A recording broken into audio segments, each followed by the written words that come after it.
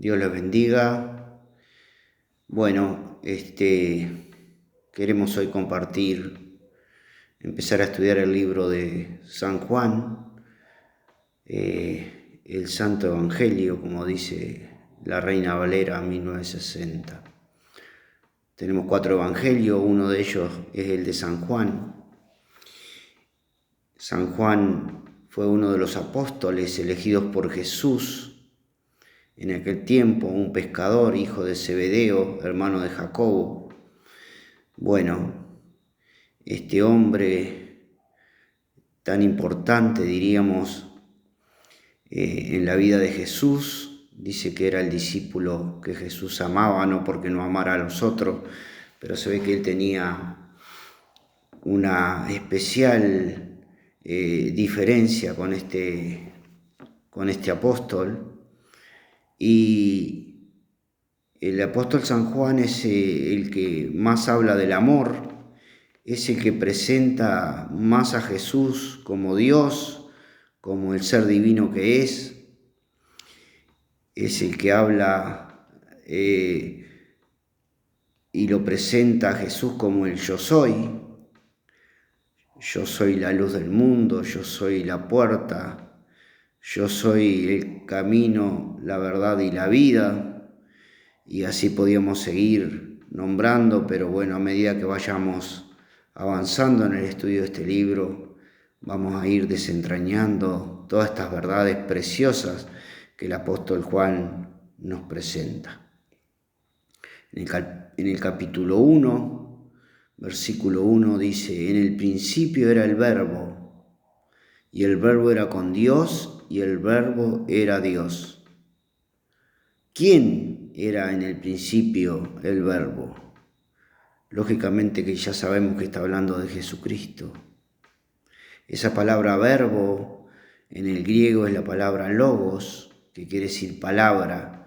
Quiere decir que traducido podríamos decir que en el principio era palabra y la palabra era con Dios y la palabra era Dios. ¿Qué querrá decir todo esto? Este era en el principio con Dios. Todas las cosas por Él fueron hechas y sin Él nada de lo que ha sido hecho fue hecho. Y entonces nosotros vemos en el Génesis cuando el Señor dice que decía y dijo Dios, ¿verdad? Y entonces cuando nosotros leemos en el principio creó Dios los cielos y la tierra, esa palabra que dice Dios es una palabra en plural, Elohim. Quiere decir que cuando en el principio creó Dios los cielos y la tierra a través de la palabra, nosotros podemos comprender claramente ahora, a través de la revelación progresiva de las Escrituras y de la revelación que Jesucristo nos trajo a todos nosotros, que cuando dice que en el principio era el verbo o la palabra, nosotros nos damos cuenta que la palabra, que es Cristo, que es Jesús, fue el que creó todas las cosas. Todas las cosas por Él fueron hechas y sin Él nada de lo que ha sido hecho fue hecho.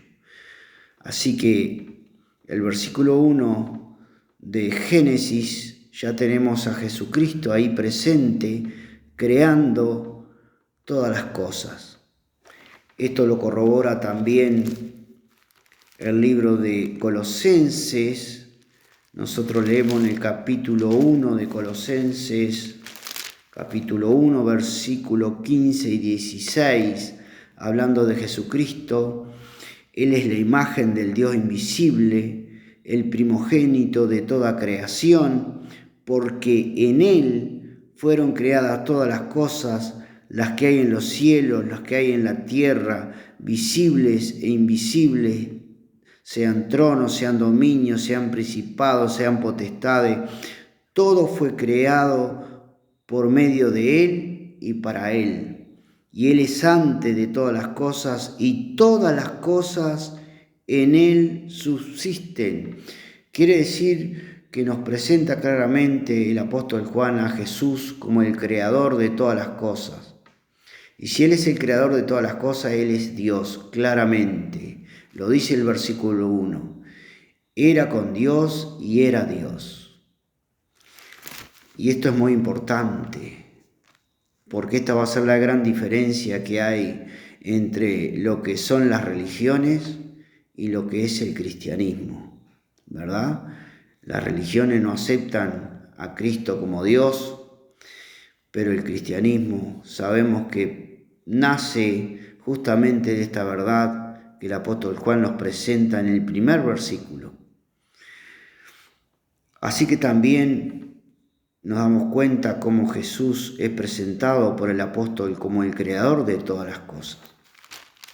En Apocalipsis, en el libro de Apocalipsis, escrito también por el apóstol Juan, en esa revelación tan maravillosa que él tuvo de lo porvenir, en esa visión celestial, Jesús mismo le dice en el capítulo 1, versículo 18,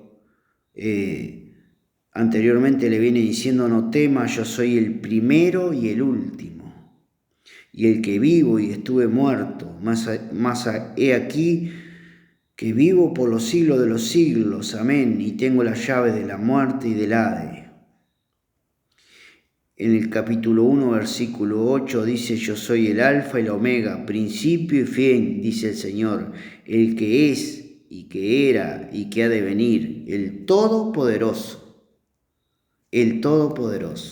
atributos que solamente Dios tiene. Así que nosotros tenemos a Dios Padre, pero también tenemos a Dios Hijo. La Escritura es clara, es contundente y no deja lugar al error. El versículo 4 dice: en Él estaba la vida y la vida era la luz de los hombres. Acá presenta a Jesús como la vida y presenta a su vez la vida como la luz. Quiere decir que si nosotros hablamos en un tono espiritual, en una manera espiritual, la luz y la vida están asociadas, están unidas. Cuando nosotros hablamos de la vida y cuando hablamos de la luz, hablamos de algo espiritual. No estamos hablando de la luz natural, ni la vida esta terrenal y física que nosotros, todo ser humano vive, sino que estamos hablando de algo más profundo. Estamos hablando de algo más profundo. En Él estaba la vida y la vida era la luz de los hombres. La luz en las tinieblas resplandece y las tinieblas no prevalecieron contra ella.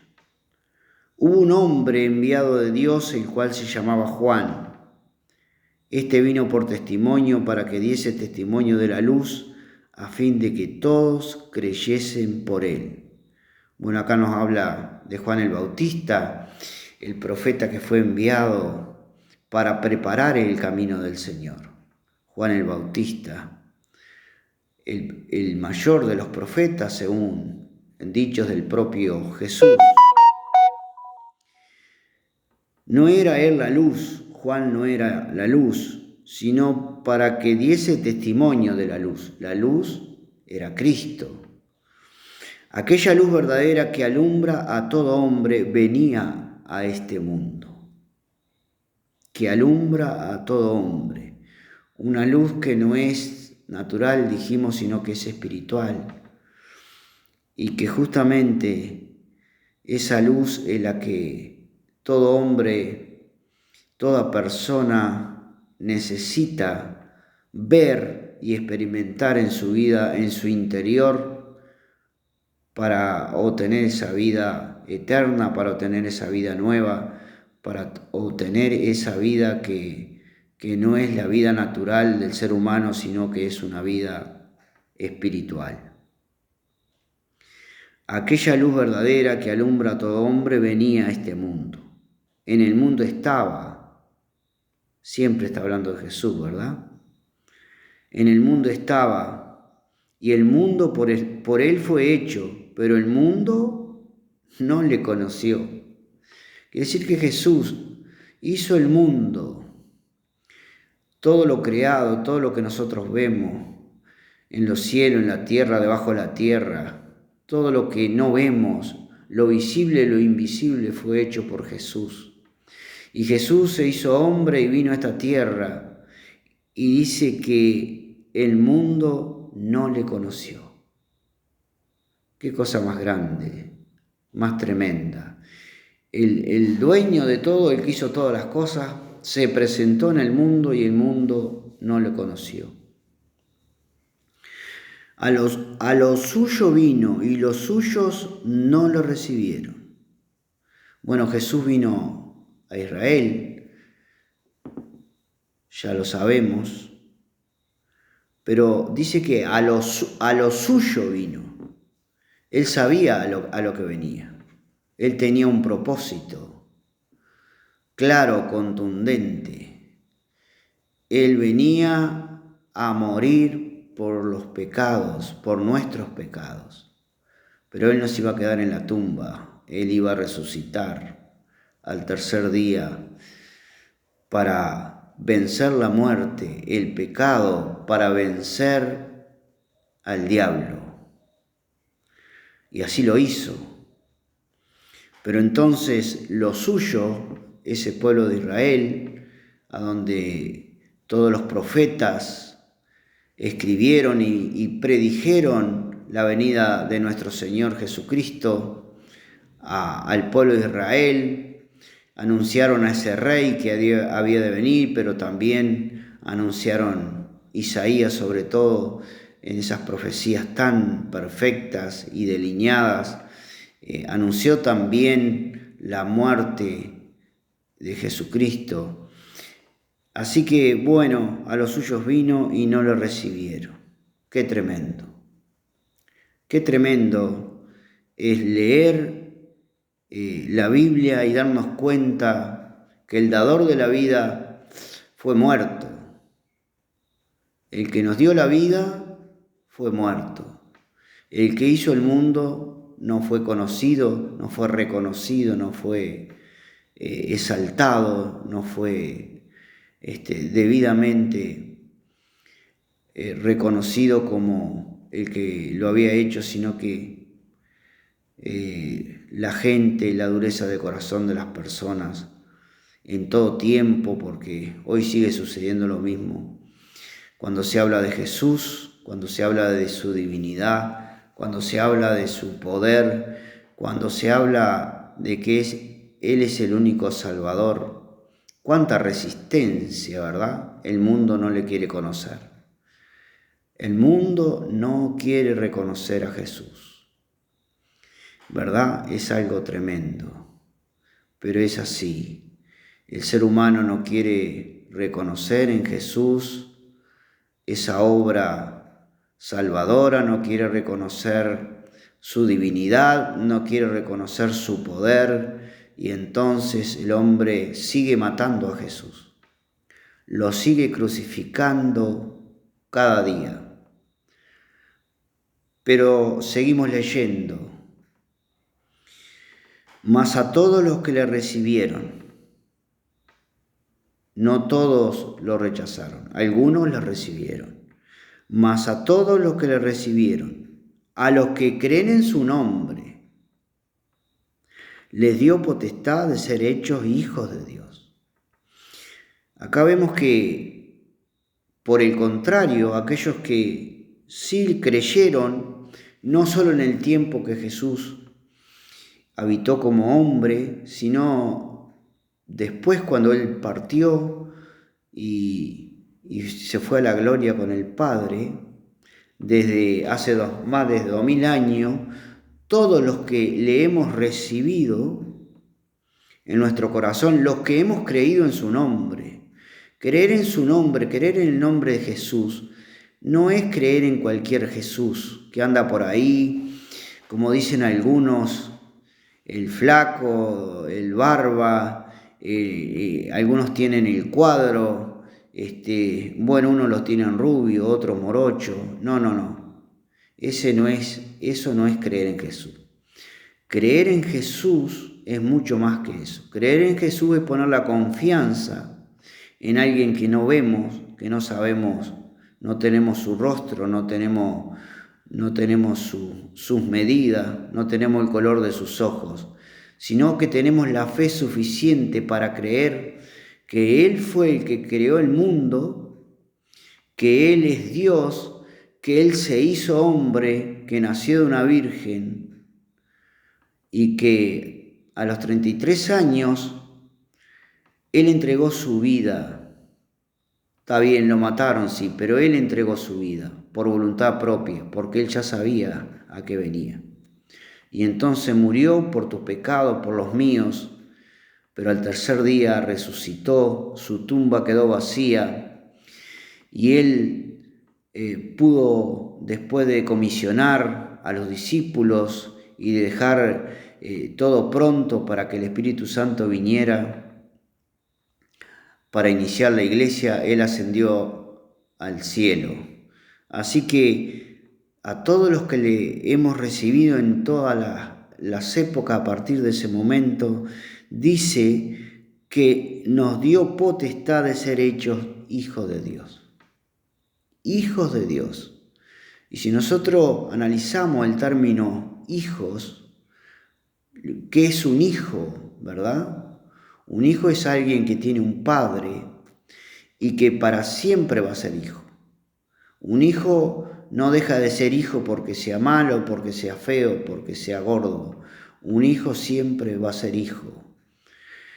Entonces, acá explica cómo es el tema de ser hijo de Dios. Versículo 13. Los cuales no son engendrados de sangre, ni de voluntad de carne, ni de voluntad de varón, sino de Dios. Quiere decir que somos engendrados por Dios espiritualmente. Y a eso se le llama nuevo nacimiento. Es el nuevo nacimiento que toda persona debe experimentar. Es el nuevo nacimiento que Jesús, cuando es visitado por Nicodemo de noche, y que lo vamos a ver más adelante, Jesús le dice, es necesario nacer de nuevo. Pero ya llegaremos ahí. Por ahora estamos en versículo a versículo, tratando de ser claros con la enseñanza. Y aquel verbo fue hecho carne y habitó entre nosotros. Cuando dice aquel verbo, está hablando de Jesucristo. Y vimos su gloria, gloria como del unigénito del Padre, lleno de gracia y de verdad. Juan dio testimonio de él y clamó diciendo, este es de quien yo decía, el que viene después de mí es antes de mí, porque era primero que yo. Bueno, un juego de palabras para decir que Jesucristo era antes de Juan, y a pesar que nació después que Juan físicamente, pero lo que nos está diciendo es que Jesús es eterno, Jesús siempre existió, Jesús es Dios, solo que en acuerdo con el Padre Él decidió tomar cuerpo en este mundo y morir por nuestros pecados. Versículo 16 dice, porque de su plenitud tomamos todos y gracia sobre gracia. Pues la ley por medio de Moisés fue dada, pero la gracia y la verdad vinieron por medio de Jesucristo. Bueno, todos sabemos que Dios le dio una ley al pueblo de Israel, una ley en la cual debían regirse, una ley a la cual debían sujetarse. Una ley que no pudieron cumplir, ninguno pudo cumplir esa ley, porque el que fallaba en un punto fallaba en toda la ley. Pero Jesucristo dice que vino a traer la gracia y la verdad. La gracia y la verdad. La gracia porque Jesús vino a hacernos el regalo más grande, el que ninguno podíamos obtener por ningún mérito, por ningún esfuerzo, por ninguna capacidad. La gracia y la verdad. La gracia es la salvación de nuestra alma, es la vida eterna para vivirla con el Señor. La gracia es que Dios, aun siendo pecadores, fuimos salvos por su gracia, por su misericordia. Y la verdad, porque Jesús es la verdad. La verdad no son las teorías, la verdad no son las filosofías, la verdad no son las religiones, la verdad es la persona maravillosa de Cristo, que vino a este mundo justamente a hacernos conocer que Él es la verdad y que Él es la gracia para nuestras vidas, es lo que el mundo necesita. El perdido, el que no tiene a Cristo, necesita la gracia y la verdad, que solamente se encuentran en Jesucristo. A Dios nadie le vio jamás. El unigénito Hijo que está en el seno del Padre, Él le ha dado a conocer. Quiere decir que Jesús, la palabra, el verbo, el Dios hecho carne, vino a hacer conocer al Padre. En una oportunidad, Felipe le dice, muéstranos al Padre. Y Jesús le dice, tanto tiempo he estado con vosotros, Felipe, y no me has conocido. El que me ha visto a mí, ha visto al Padre. Quiere decir que Jesús y el Padre, como lo dijo bien Jesús más adelante y lo vamos a ver, uno somos. No hay división, no hay manera de separar esa unión de padre e hijo, son uno. Así que el que ha visto a Jesús, y hoy lo podemos ver a través de la fe, ha visto al Padre. Él vino a hacer conocer al Padre. Él vino a mostrar los atributos del Padre. Él vino a mostrarnos las características que ese Padre tiene, los mandamientos, que si bien estaban dados en la ley para el pueblo de Israel, bueno, Jesús los vino aún a presentar en su persona de una manera más explícita, más contundente y más clara para todos nosotros. Bueno, por hoy terminamos aquí en este versículo y seguiremos en el próximo estudio, en el versículo 19. Que Dios los bendiga.